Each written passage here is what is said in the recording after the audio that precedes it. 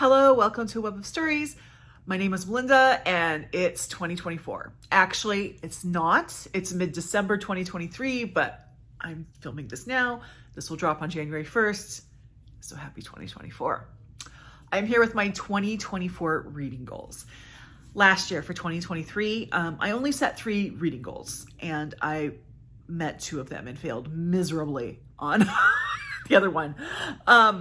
So this year I have decided to set, because I only had a 66% success rate, I decided to set 10 goals this year. And some of them are, sort of carry-ons from what I did before. Some of them are kind of new things, but let me run through them and I will report back on these quarterly. So with my March monthly wrap up, my June monthly wrap up,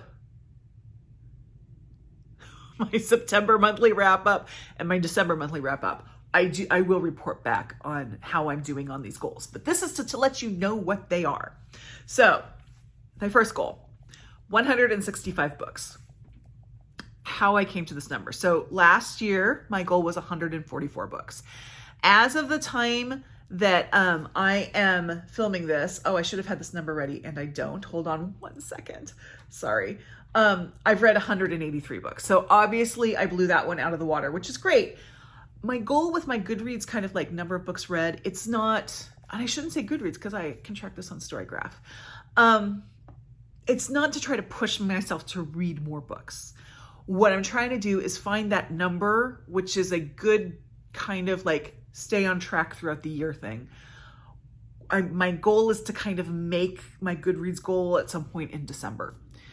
Not being like reading a bunch of novellas on the 30th and 31st to catch up, but like easily mid to late December, meet my Goodreads goal, trying to find that number. So I kind of took the difference between 144 and where I was when I decided on this number and chose 165. So we'll see how that goes for next year. Okay, so the second goal is kind of a correction or a kind of a revision of the goal that I did not make last year, which dealt with decreasing my owned TBR, and it was going to be by a certain amount. I even forgot what the goal was when I realized there was no way I was going to make it, and that was in like April. Oops. So here's my goal this year is to have the number of books on my owned TBR, and I am including audiobooks in this. So it's all formats. I'm not sure what that number is because it's December 15th, but you know what? I'll tell you what, on the weekly wrap up after this, so my first weekly wrap up in January, I will say what that number is because then I will know. But my goal is to have no more than one less than that. If that makes any sense. Like it would be great to have a lot less than that number, but I want to have at least one less than whatever that number is at the end of the year. Easy peasy. Well, I mean, it's easy peasy. The concept is, we know I am hard. I don't do well with this goal. Okay.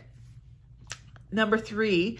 So one of my goals for 2023, which was easily done, was to have at least 30% of my reading by own voice as authors. I'm just kicking that up to 35% for this next year. That's going to be a little bit of a challenge because as of right now, December 15th, I'm at like 30.3%. I do have some own voices books coming up, right? And I'm currently reading, so I will probably lift it a little bit, but it's going to take a little bit of an effort to kind of get that up to 35%. Fourth, I looked at my numbers, and this is the first time I've ever really considered this, but as of right now, I'm at 90% fiction, 10% nonfiction. I enjoy reading nonfiction, so I'm going to up that up to 15% nonfiction.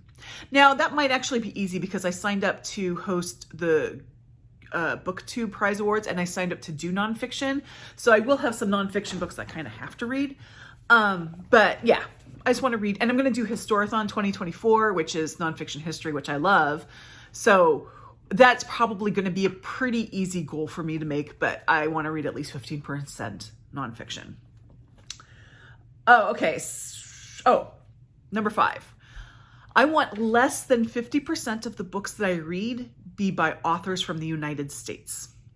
I'm right at about 50% right now, and it's just, I want to read a little bit less. I want to read a little bit more from other parts of the world. So I'm going to go less than 50%. So just a little bit less. That's goal 5. Goal 6. Okay, so my goal 6 is to read 75% of the book of the month books that I bring in 2024. I want to read within 3 months. So when I did my video of like 10 books I have to read by the end of 2024 or throw them or get rid of them, like 7 of those were book of the month books. So it's an issue. And I did in 2022, I did a pretty good job of staying on top of them. In 2023, I did not. So I have a lot of books left over. Now I say 75% to give myself a little bit of a grace period, but also there are times when I will get a book of the month book to read for a specific purpose at a later date. For example, at the end of 2021, I got Babel and the Lincoln Highway, knowing that I would read them in the summer for Big Book Summer. So that's why it's 75% and not 100%. Plus, let's face it, let's just start with 75%. Number 7, I want to cut my NetGalley queue by at least 10 books. That's about 50%. I just counted. I have 19 books in my NetGalley queue. Yes, I have a NetGalley queue, but I am no longer using NetGalley. I am working my way through reading what I have, and then I'm done, because NetGalley and I we don't do well together. Or actually, we do really well together. Depending on how you look at it. So I do want to get through those books. So I'm going to give myself a year to get through half of them. A little bit more than half of them. Okay, and number 8 is I want to read 300 new to me short stories. That's actually not hard to do, because I usually read about a short story a day. Sometimes I reread short stories, sometimes I don't.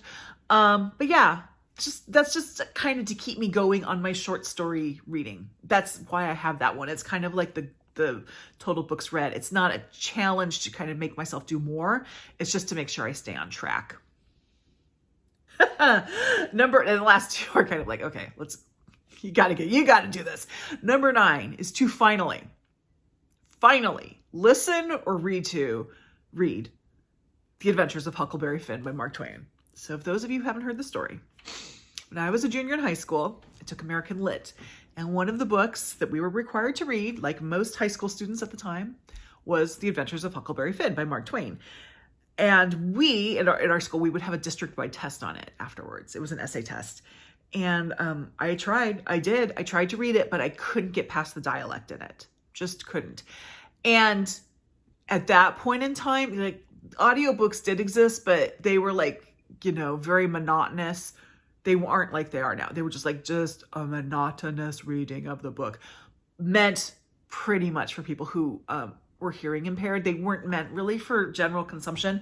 So audiobook wasn't really an option for me at the time. I did Tom Sawyer. I should be able to do Huckleberry Finn.